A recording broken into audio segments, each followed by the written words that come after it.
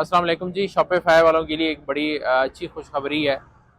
ये समझे कि एक बड़ी एक अहम गुड न्यूज़ है। बहुत सारे लोगों का बड़ा प्रॉब्लम ये चल रहा है कि जो हमारे एजेंसी अकाउंट है वो बहुत ज़्यादा सस्पेंड हो रहे हैं। अच्छा जी, हमारे एजेंसी अकाउंट क्यों सस्पेंड होते हैं उसका भी इंशाल्लाह मैं उसकी प्रॉपर एक लॉन्ग वीडियो लेके आऊँगा जिसमें सारी चीज़ों को मैं एक्सप्लेन करूँगा कि आपने एजेंसी अकाउंट जो आपकी सस्पेंड होते हैं उससे कैसे बचना है। लेकिन जो मेजर इशू अभी आ रहा है ना, वो सबसे बड़ा ये है कि एजेंसी अकाउंट बहुत महंगे मिल रहे हैं। कितने का एजेंसी अकाउंट मिल रहा है जी?